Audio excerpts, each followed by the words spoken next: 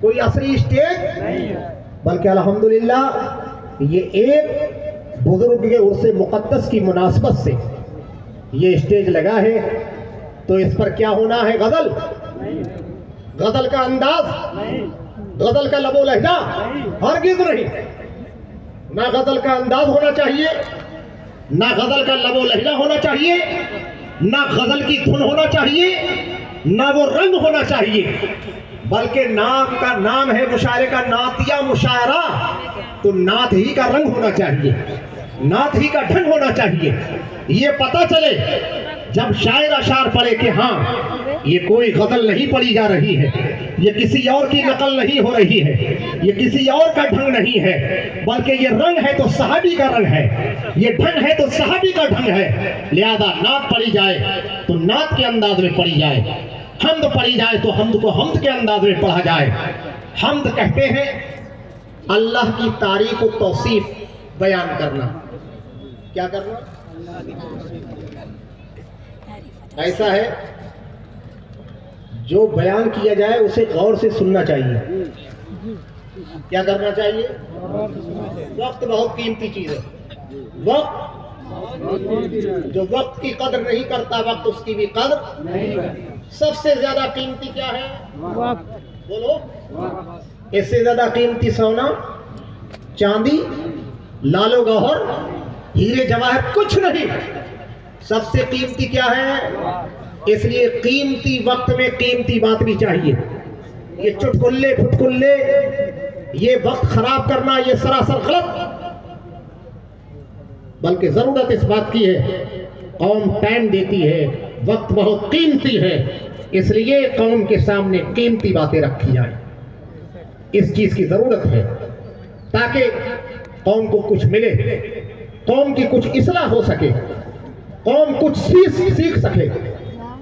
اس لیے بہت سارے لوگ وہ ہیں جو بیچارے دارالعلوم اہل سنت قطبیہ روشن العلوم میں ایڈمیشن نہیں لے سکتے، مرکزی درسگاہ دارالعلوم تنویر الاسلام میں ایڈمیشن نہیں لے سکتے، بہت سارے لوگ ایسے بھی ہیں، لہذا وہ بھی سیکھیں۔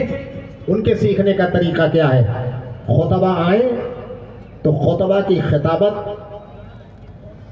جس ٹاپک پر ہو تو قیمتی بات، مفید بات، تاکہ ہماری قوم کی معلومات میں اضافہ ہو، قوم غور سے سنے، سمجھے اور اس پر عمل کرے، پھر انشاءاللہ ہمارے اندر ایک انقلاب آئے گا، بیداری آئے گی۔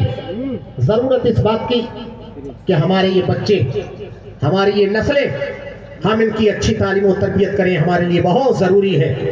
ہمارے اپنے اداروں میں نصاب تعلیم وہ ہونا چاہیے جو دینی بھی ہو، عصری بھی ہو اور وقت کی ضرورتوں کو پورا کرے۔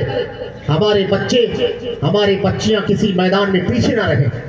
اس لیے یہ ذمہ داران کی، یہ ارکان و ممبران کی ذمہ داری بنتی ہے، وہ نصاب لائیں اور ایسے اساتذہ کا انتظام بھی کریں، ایسے اساتذہ کا۔ یہ میں نے دارالعلوم کے اندر آئینہ دارالعلوم اس مختصر رسالے کا نام ہے، اس کے اندر بہت سارے اغراض و مقاصد ہیں۔ اللہ کی بارگاہ میں دعا ہے اللہ ان اغراض و مقاصد کی تکمیل فرمائے۔ ہمارے ملک کی کون سی زبان ہے؟ ہمارا ملک کا کیا نام ہے؟ ہندوستان نا؟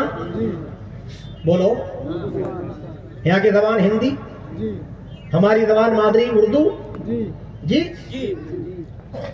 لہذا جو مدارس ہیں، مکاتب ہیں، جامعات ہیں، دارالعلوم ہیں، ارکان و ممبران خاص طور سے توجہ دیں، وہ دونوں تعلیم کا انتظام کریں، ضروری ہے، تاکہ اگر کوئی ہماری قوم کے سامنے، ہمارے آنے والی نسلوں کے سامنے اگر کوئی ہندی میں چیلنج کرے تو ہمارا قوم کا بچہ اس ہندی زبان میں اس کے مقابلے کے لیے تیار ہو جائے۔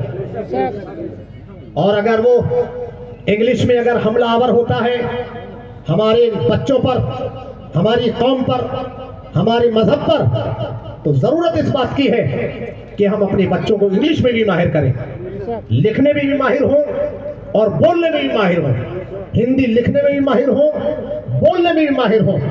اور اگر کوئی عربی زبان میں چیلنج کرے تو عربی لکھنے میں بھی ہمارے بچے ماہر ہوں، بولنے میں بھی ماہر ہوں.